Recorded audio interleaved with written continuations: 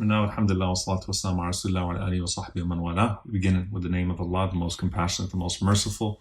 We ask Him to send His peace and blessings upon all of His messengers and prophets, Adam, Moses, Noah, Abraham, Jesus, Muhammad, peace be upon them all.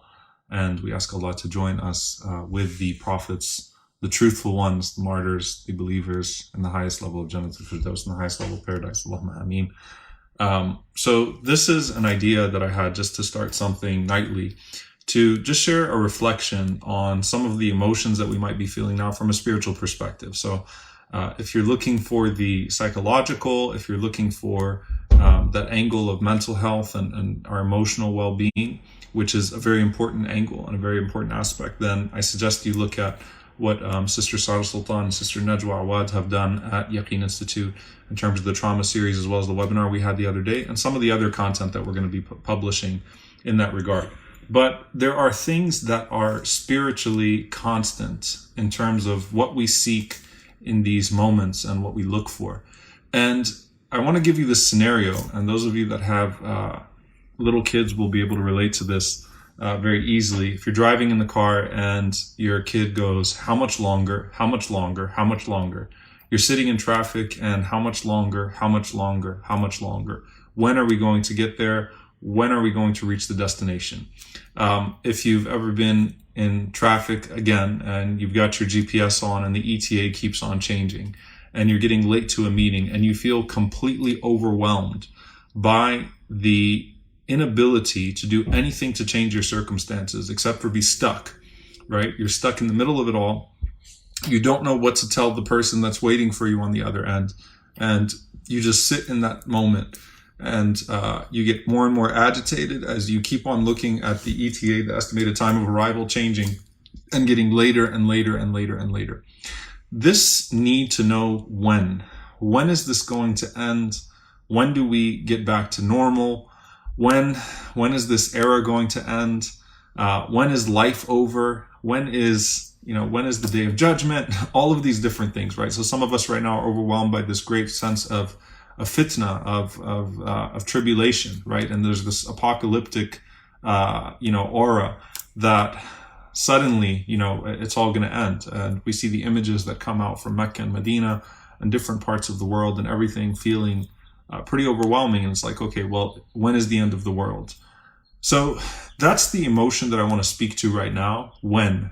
And if you look in the Quran, you'll find that there are many instances of people that needed to know when. Even the prophets themselves, right? In the midst of their moments of tribulation and trial, Mata Nasrullah, that things would get so difficult for some of the prophets and the messengers. And Allah gives this example, until the Rasul, until the messenger, and those that are with the Rasul, those that are with the messenger, say, Mata Nasrullah, when is the help of Allah coming? When is it going to come? Allah also talks about this idea of people that are insisting on knowing when the day of judgment is. Okay? So they ask, Mata hadha al-wa'du in kuntum sadiqeen. When is the day of judgment? Right? If you're telling the truth. And the Prophet ﷺ, he says that even Jibreel alayhi Gabriel himself does not know when the day of judgment is, right? So this need to know when the day of judgment is coming. And the Prophet ﷺ always turned this into a productive feeling, right? An understanding that was beyond that nagging feeling of knowing when. So when someone asked the Prophet ﷺ, when is the hour? When is the day of judgment? The Prophet ﷺ said, listen, he pointed to that young child and he said that this young child, by the time this child lives to see gray hair, if you were to see that, or by the time this child has gray hair, you're going to pass away, you would have already met your day of judgment. Meaning whether or not the world ends is completely beyond you, right? I mean, it's beyond the Prophet ﷺ. Even he doesn't know. But your world might end tonight, okay? Your world might end any moment. So by the time this child has gray hair, your day of judgment would have come already anyway. So think productively about what to do with that feeling of when. And you find stories of great patience where, Imam Ahmad ibn Hanbal, rahimahullah ta'ala, when he was in prison during his trial, and his son asked him, Mata raha, when is the end of this? When is relief? Mata raha, When is relief? And he said, بِأَوَّلِ خُطْوَةٍ نَخْطُوهَا فِي الْجَنَّةِ, with the first step that we take into paradise. Meaning, if you're asking me, do I know when this prison sentence is going to end? I don't know. If you're asking me, do I know when I'm going to get to come back to my family? I don't know. But what I do know is that true raha, true relief, is going to be when we first set foot in paradise. And so I want to speak to this element just for a moment here of when.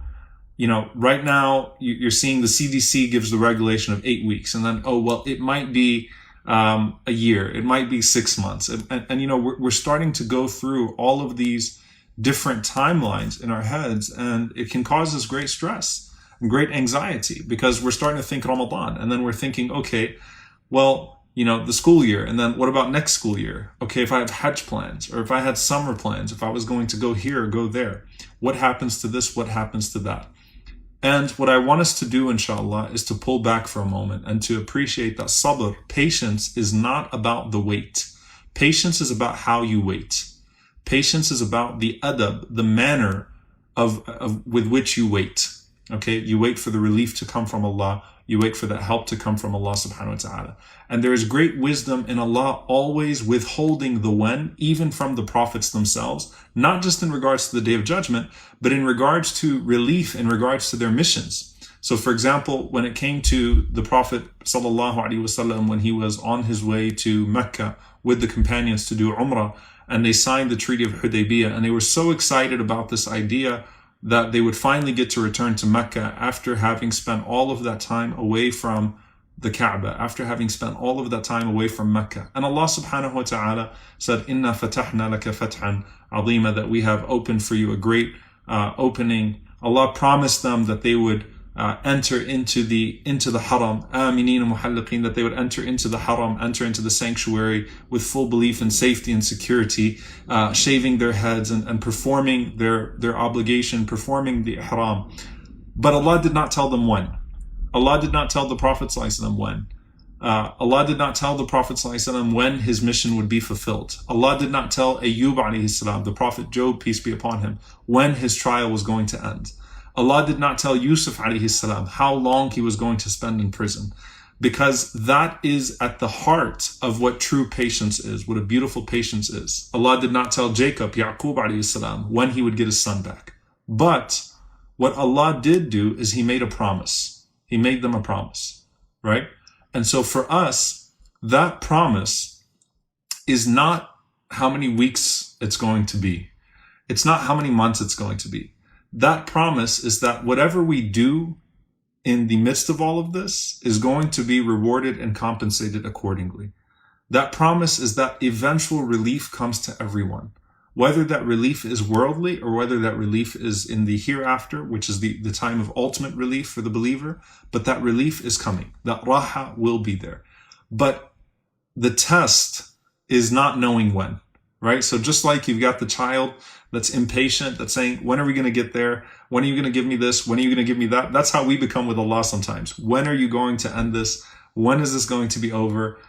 When are we going to get back to normalcy? Well, I tell you what, subhanAllah, if you think about your moment right now, and that's actually the point of shifting lens and perspective. I want you to think about what you have right now and to say alhamdulillah for what you have right now. You might be quarantined, but in the midst of being quarantined, you have family, or in the midst of being quarantined, you have health. You have something that you might not have in 8 weeks or 12 weeks or 6 months when this is all lifted. But you still have something that is special and that makes this moment worth it.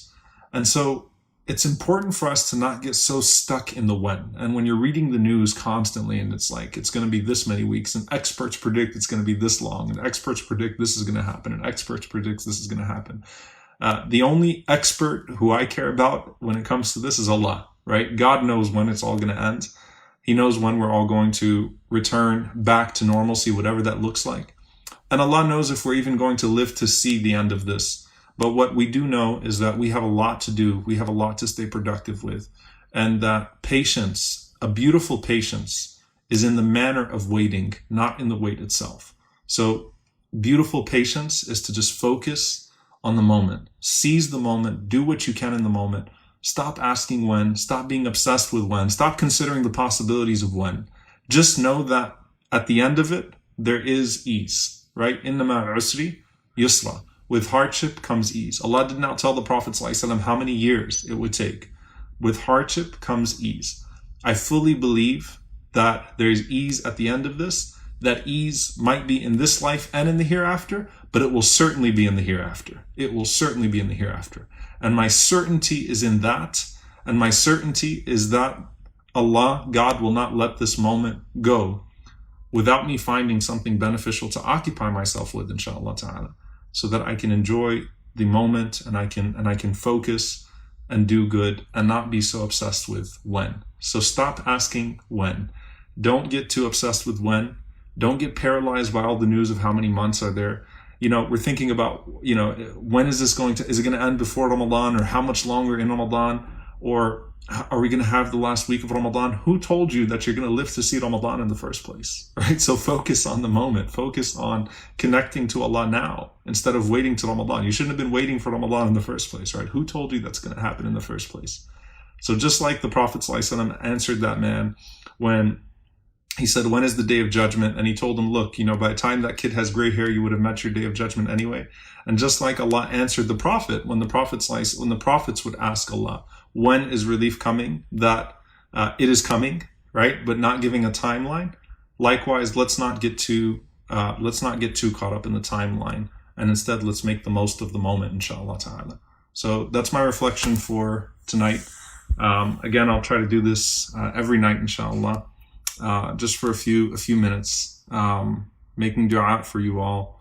May Allah subhanahu wa ta'ala cure you all from your illnesses. May Allah allow you to get through these hard moments with ease and with an added layer of faith and an added layer of perspective. May Allah allow this to be a time that we get closer to Him and get closer to the people that are important to us in our lives that maybe we haven't been paying attention to. May Allah subhanahu wa ta'ala allow us to redevelop our relationship with the Quran. And may Allah subhanahu wa ta'ala allow us to think about those that were so vulnerable before this all happened, that maybe we've neglected, but perhaps now we develop some sort of an empathy for.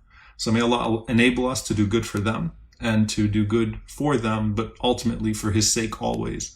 And may Allah grant us the best ending, husn al-khitam, and allow us to pass this test with flying colors and allow us to have beautiful patience throughout all of this. Allahumma ameen.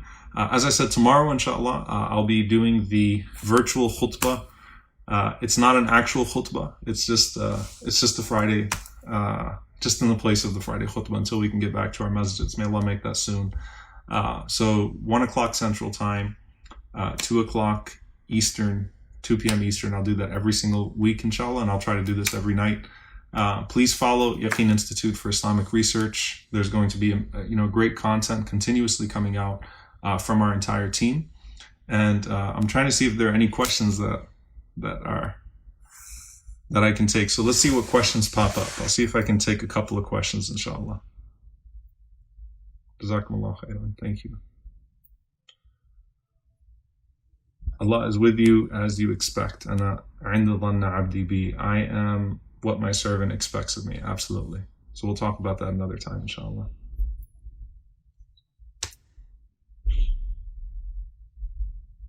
All right. I see a lot of beautiful du'as, and I appreciate your du'as and your gratitude. Jazakumullah khairan. Ameen to all of these du'as, and I'll see you all tomorrow, inshallah, at 2 p.m. Eastern, as well as at 9 p.m. Eastern for our nightly reminder. Assalamu alaikum wa rahmatullahi wa barakatuh.